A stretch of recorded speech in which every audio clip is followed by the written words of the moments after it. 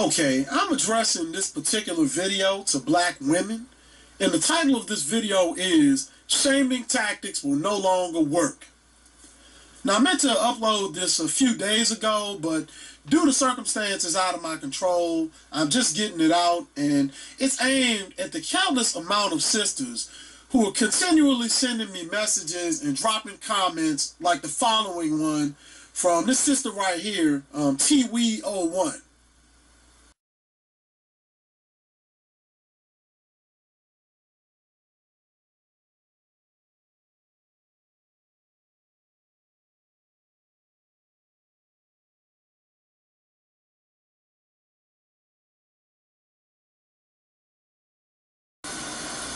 Look, let me tell you women something about stepping up to the plate. Over 45 years ago, when black men were attempting to step up to the plate against racism, and we were heavily involved in changing the fascist social structure of this nation, many of you sisters began breathing down our necks, saying that you wanted to step in and be designated hitters, rather than brush you to the side and tell you to get back in the dugout. Take your big earring ass and go get us something to eat, all right? We said, hey, you know what? That's a splendid idea. You deserve an opportunity to show us what you can do. Tell you what, we won't just put you at the DH spot. You're going to be our opening day pitcher too. So go out there, mow them down, and give them hell, girl. So opening day came, and you had our full support. Now, I hope you got you some rest, because I'm going to need you. I'm going to need you to be on top of your game, because we got to go ahead and do what we got to do, all right? But black woman, it has been 45 years and counting, and we still ain't out of the first inning.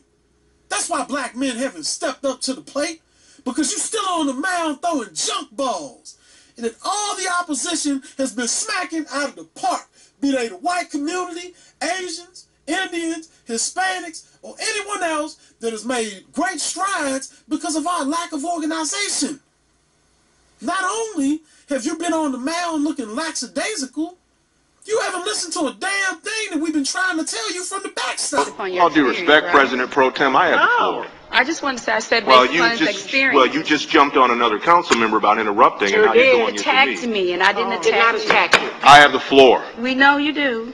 But I said based upon his years of I have the floor, President Pro Tem. I don't want to hear you anymore. And you don't have to hear me. We don't have to hear you. Then be quiet, because I'm speaking and I'm asking a question. You do that at home, not here. I'm not your father, but I am the president, and right now I have the floor. Because I'm tired of that. You shake off every sign that we give you. And as a result, you've been throwing fastballs when you're supposed to be throwing curveballs. You've been tossing knuckleballs when you should be throwing sliders. And you've been loading the bases and letting everyone hit grand slam home runs on you.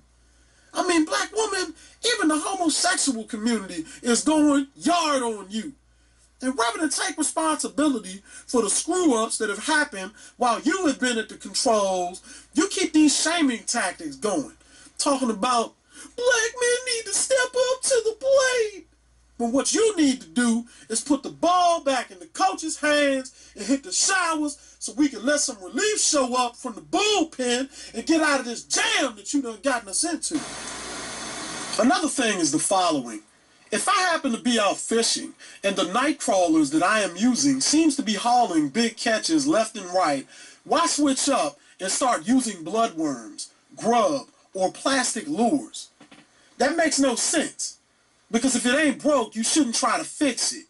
So in other words, if and when I met you, my disrespectful approach towards you, ill manners, and the fact that I was only hooking up with you on late night rendezvous and weekend jump-off hours garnered me accolades, complete social acceptance, and 100% approval ratings, why would I change such a successful formula? See, you modern day women have all these degrees and book smarts, but the reality is that a large majority of you are as dumb as a box of rocks because you allow men to treat you like sperm dumping grounds, and then once you're pregnant, you want men to change the format. You cry foul and start singing a different tune the minute that EPT test shows up positive, talking about, I know that I was dropping it like it was hot, crawling on all fours and bending over to touch my toes for you. And you never taken me on any real date or formally introduced me to your family. But I'm pregnant now, so you need to man up to your responsibilities and treat me like a queen. Queen to be. So now you a queen? You ain't no damn queen. You the same slut that was getting broke off in the backseat of the homies Impala. You just happen to be pregnant now. Pregnancy has never given any woman instant regality. You sisters constantly throw that word queen around loosely, and you don't even know the definition of the word or know what a queen does. Queens protect their bloodline. Alright, that is the main duty and purpose of the queen. Her job is to ensure that the royal bloodline of her tribe, clan, province, or country is protected while her men are off fighting wars, hunting, architecting megalith structures, and massive construction projects, or they are knee-deep in trade agreements and embargoes. The queen must remain pure and only allow the strongest, wisest, and noble man to sire children with her. Notice that I said strong, wise, and noble, not some pants-sagging punk who runs back and forth to his mama whenever he gets into trouble. Queens also must make sure that the traditions which have maintained the survival of their people are passed along to their daughters so they can later be properly courted, married, and fruitful unions can be reached between one powerful nation and another. That is what a queen does. She is a protector of the bloodline who keeps traditional values going. So you ain't protecting a damn thing if Jughead, Bam Bam, Lil Smoke, Scrappy, and a couple of other fools that knocked you up and a whole mob of babies are tugging on your skirt and crawling around your swollen feet. That's not a queen. That's the neighborhood hoe. So stop thinking that you can spread your legs for any and everybody, and then all of a sudden, you know, when you find yourself with child, you labeling yourself a queen. And that goes for every last one of you. And don't get upset making senseless comments talking about, but men do it too. Alright, stop using that stupid excuse. Number one, we're men, you morons.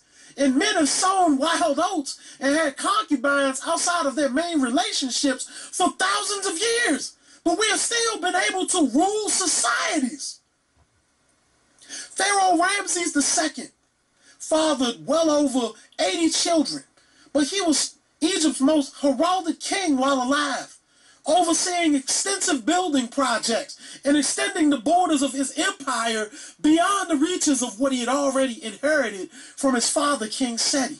Genghis Khan is rumored to have fathered so many offspring that many believe that at least a tenth of the entire Asian continent carry this man's DNA. But he was still able to organize massive military campaigns that brought almost all of China under his command. Men are doing it too. Don't do what we do. Be a woman. Because all you're doing is you're playing a game of one-upsmanship and using this stupid excuse that men do it too.